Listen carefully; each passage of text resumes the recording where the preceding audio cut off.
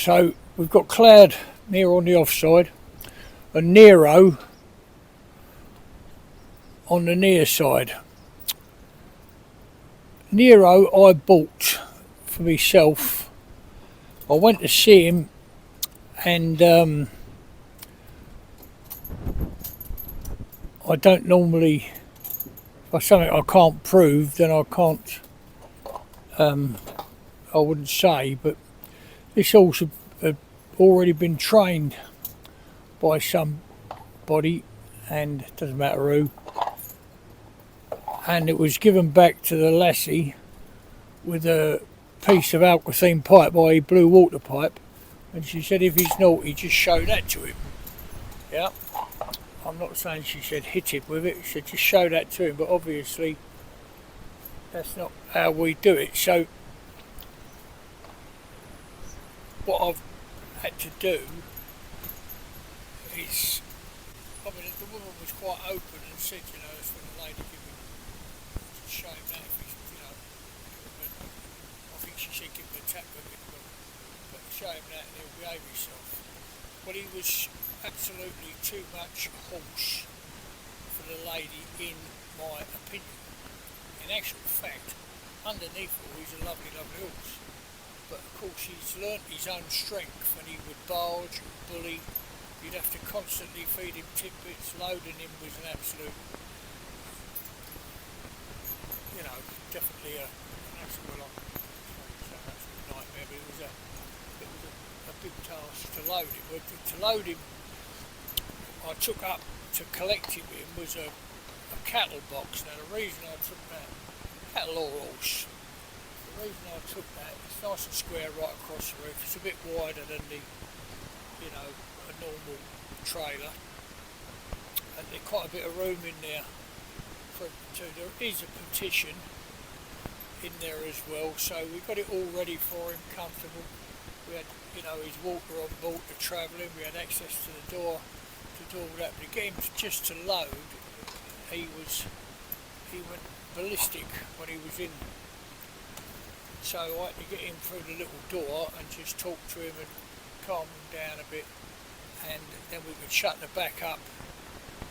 And because I was quite concerned that he would fire back against the ramp going up and obviously hurt somebody doing it. So anyway, but underneath all that, but what I want you to just observe here now, he cannot stop himself from playing. So in so many ways, although he's coming now 5, so I bought him when he was 4, I think, so he's now 5. I haven't had much time, we've been very busy, to do much with him. So this is, he's been in harness, we've walked him round the field, and he's been fine, but everything's a fight with him. So you want to pick his foot up. It's not that he objects to you picking his foot up. He's awkward all the time. I don't know whether a horse has the brain to be cantankerous, but he's like that. But in that, he's not a bad horse. You know, he's not bad at all. He just needs treating to know. He's got to do what you ask him to do, and you'll stand there with him until he does it. Anyway, so we've won this far, so we're just going to stop. Just mentioning a few other things about him. I want him to be a schoolmaster. Train a schoolmaster is a very hard thing well, not hard, it's a lot of time, effort, and they're all different. But to train, you see now, he cannot leave that chain alone. Obviously we haven't had all his teeth checked. So if he weren't doing that, he'd be ripping the tape off the pole. As you can see, he's definitely ripped plenty of that off. You've got to leave him, he's a bit like a pressure cooker. You've got to leave him a valve to let this steam out. If you try and crowd him right in too tight, he will explode. But he's learned that he can be in charge. and taking that away from a horse or getting them to think again is hard work. I mean, seriously hard work. Getting a set of harness on him was hard work, dangerously hard work to get a set of harness on. I think we might possibly have some film of that, but a lot of the time I was, getting his harness, putting his harness off one of us, while one of us done something else, that might not be on film. So we're going to try and turn him into a schoolmaster. So why do I think with all that? He's a kind horse in his heart. He will have great stamina, which your schoolmasters need. When you make a schoolmaster, they might go out 2 or 3 times a day with a youngster alongside. Well, that's not any problem to them, the distance we're asking them, but they're being pulled, shoved, stopped by, a silly youngster that's learning.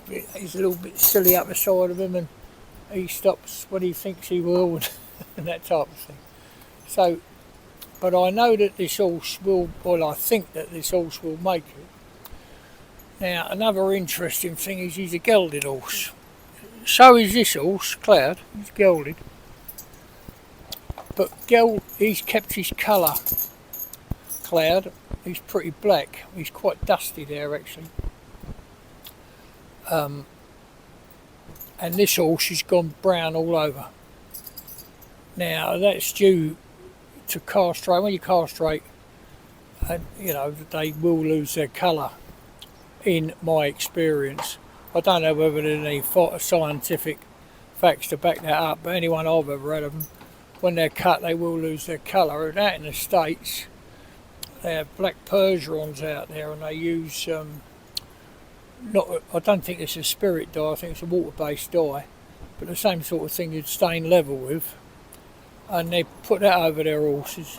It wouldn't be what I would do, but there's nothing in it to hurt them really. It just gives them a colour and keeps them black and shiny. But I'm not really concerned about that. He'll come back black, and of course this being turned out where I haven't done the work, like Cloudo's been in working, and he's been turned out, so he's not done the work, so he's obviously got a bit bleached for the sun. But when he's black, in the winter time he'd be as black as coal. You can put a sheet over him obviously to keep it, but all I'm interested in is having a horse that can do the job. I think he's got all the potential. I think he's young enough to teach. I think we've got to retrain him anyway. And in the retraining that we've done to get him to do what we asked him to do, it's turned out that you can see that he's learning very quickly. Now whether he chooses to do that, which would obviously please you, that's another thing. But he can do it, yeah? So, and hitting them and smacking them, as I've said to you 1,000 times, just a waste of time. That will always come back somewhere down the line. I hear all the time when they've had horse for a long while and they just come past and it lashed out and kicked them. Well, if horse has been smacked or knocked around, that can well be the case. That will come back. So we just use our sponge balls to get the horse to do what we want it to do. So it is a typical one. So it's just a stick off of a baby, just a stick off of a lunge whip. But you see, you can touch him with that. You still get his attention just the same. Just look at their ears, and still get their attention. But there's nothing there that's going to sting them or catch them. So obviously when you've got a whip, remember on the end of a whip there's a silk knotted piece right at the very end. So you've got the thong itself, and then you've got the piece on the end that will definitely sting horse, hurt horse. Well, we don't use them. Or anything like that. We have another type that we take the centre core out of the whip. So show you this one. Yeah. So these are the two that we use. So by taking the centre core out, you see there's nothing in there. There's no. It's very, very hard to swing that and put it on your hand with it as hard as you can. It won't hurt because there's nothing in the centre of it. So that's hollow. So just like a bit of cotton on the end of it. Well, not cotton, but anyway, whatever. So that don't. Because what I've found is that you don't ever know what you're being told by the person that brings the horse is the truth or not. You don't know. Because how do you know what they've bought the horse somewhere else, what they've been told? They can only go on what they've been told or what film they've seen of the horse working. So you do that, and what I love about that is we've got another one of these that it looks like a fishing rod. It screws together and it's quite long. I suppose it must be. It's got to be 8 foot long if it's an inch. More like 10, I would think. I've never measured it. But you can sit here and touch him right up by his neck, by his head, just by sitting here and you. Same sort of bumping stick, like this one goes quite a way. Yeah, it'd have 2 foot on that, or 2 or 3 foot on that, see? So you can go up there. Well, it's impossible to hurt them with that. But what it does do, it gets their attention. So, wait, what are you doing? See? Put his head away from Well, let him go back there again. What are you doing? Wait, come up. Good boy. See? So you can get just as much attention with using that. And I always think a kind word, I mean half the time I'm talking a load of gibberish behind them, and someone wrote a list out of things I call them, sugar plum and baby but it's not what you say. It's just that, if you're kind and soft in your voice with them, they'll connect with you better. Especially if they have had a bit of a dodgy start, they can react to that. And once they hook onto that, they're very good. So come round, darling, a good boy. So there you go. So we put him on the inside. We're now going to take him up for a little. So this is his actual third. It's either his third or his fourth time in today. That's right. So we're going to take him off downtown today.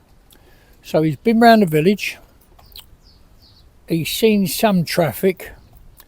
I've got him on the inside, and I've got Cloudy, which is obviously a supreme schoolmaster.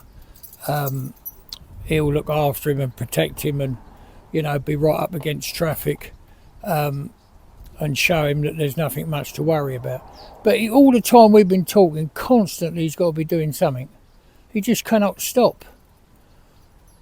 He's like a child. You get children like that. Some children will sit and look at a book and read a book right through, and you'll see another one that's just exuberant all the time. And they want to, So what I've done so far, and I've been successful, thank God, is I've used that to get him to show interest in what we're doing. Because, so what do I mean by that? For instance, so okay, here's one little thing we do. We have a little 1/2 inch paintbrush, and we paint on the rubber bit a little bit of molasses, yeah? Because I do not want, he's already had a fight to get a bridle on him. I know that, because as soon as you go near him with a bridle, he's throwing his head all over the place, and he could hurt his head. I mean, quite seriously. He done it the other day in the door frame, and he would throw his head up and bang his pole maybe. So I'll put that little bit of molasses on there and just hang it up. Just hardly anything. I'm literally not a thimble full, and he smelled that and put it. So next time you hold it down, you put less and less on until he just takes the bit. Now, there's other ways of doing it. I'm not denying that at all. But for him, that's the best way for him. See, you learn from that. Well, that was all right. So when you go to put the harness, the collar over his head, that's the way we do it with breast collars. We don't undo them. It all goes on. The whole harness goes on in one piece. like that. He's got like a most beautiful head carriage on a soft rubber bit. He's backing up beautiful, where he didn't want to do that before at all. If I was saying, come back, my baby boy. Come back, darling baby. Come back. Come back, baby. Come back.